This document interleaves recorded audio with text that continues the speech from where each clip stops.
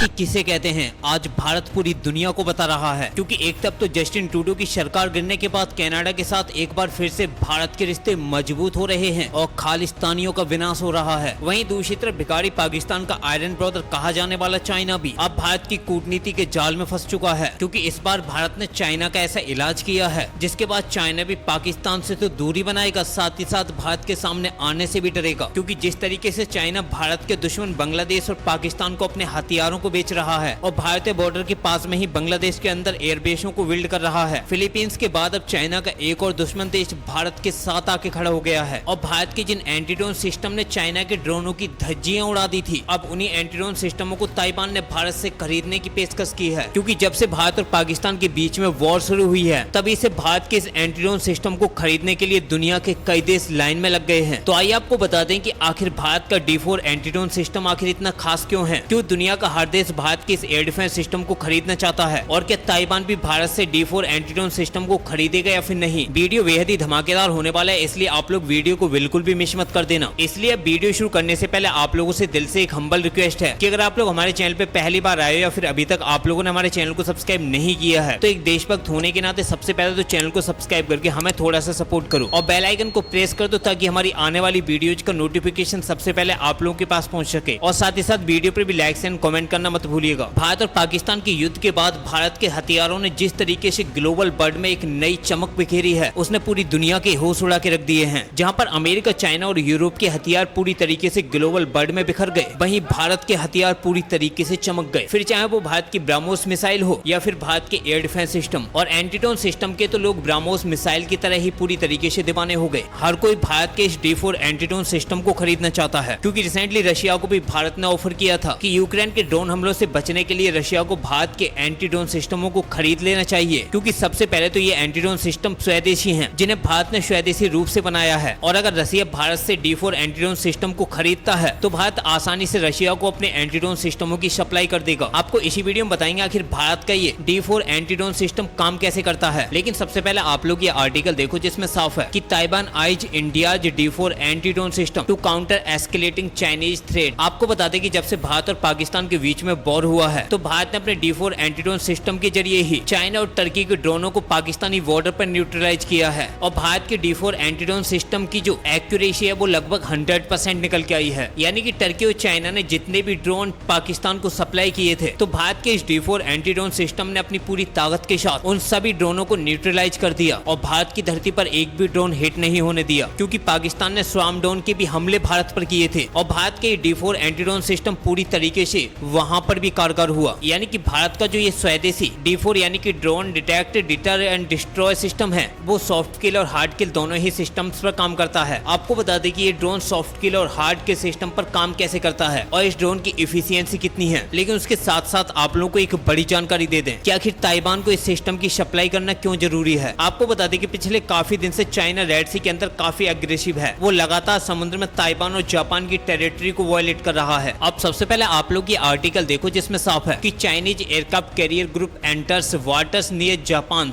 Eastern most island for first time. यानी कि China का जो एयरक्राफ्ट कैरियर है वो 2 मिसाइल डिस्ट्रॉयर्स के साथ एंड एक सप्लाई शिप के साथ जापान के एरिया में घुस गया है। और केवल जापान का जो एक्सक्लूसिव इकोनॉमिक जोन है उसे ही वायलेट नहीं किया बल्कि नॉर्थ कोरिया के साथ मिलकर उस एरिया में एक मिलिट्री ड्रिल्स को कंडक्ट किया है, जिसकी जानकारी खुद जापान की तरफ से दी गई है। जिसके बाद चाइना और जापान के बीच में एक बार फिर से टेंशन बढ़ गई है। और चाइना ये केवल जापान के साथ नहीं कर रहा बल्कि साउथ चाइना सी में जितने भी देश हैं सभी को चीन ने परेशान कर रखा है। चीन की नेवी लगातार साउथ चाइना सी में अपनी दादागिरी दिखा रही है। कभी फिलीपींस की नेवी को पीट रही है तो कभी ताइवान के चारों तरफ एक बड़ी मिलिट्री ड्रिल कर रही है। आपको बता दें कि चाइना ये दावे करता है कि जो ताइवान है वो चीन का ही हिस्सा है और चाइना की तरफ से ये दावा किया जाता है कि ताइवान रिपब्लिक ऑफ चाइना है। वहीं सेम केस अगर पीओके की बात करें तो चाइना कभी भी भारत के साथ खड़ा नहीं हुआ। क्योंकि पीओके यानी कि पाकिस्तान ऑक्युपाइड कश्मीर जो कभी भारत का हिस्सा था और आज पाकिस्तान ने कब्जा कर लिया। और जब आज भारत पीओके को वापस लेने की बात करता है तो चाइना लगातार पाकिस्तान के साथ खड़ा हो जाता है। क्योंकि ये बात तो आपको भी पता है कि चाइना हर कीमत पर भारत को काउंटर करना चाहता है, इसलिए वो लगातार बांग्लादेश और पाकिस्तान को अपने हथियारों की सप्लाई करके भारत पर प्रेशर बनाना चाहता है। और रिसेंटली भारत और पाकिस्तान के बीच में जो युद्ध हुआ था उसमें भी चाइना का सबसे बड़ा हाथ था। यहाँ तक कि रिसेंटली जो कॉन्फ्लिक्ट हुई है उसमें भी चाइना ने अपनी सैटेलाइटों को पूरी तरीके से भिखारी पाकिस्तान के लिए खोल दिया था और भारत की सभी मिलिट्री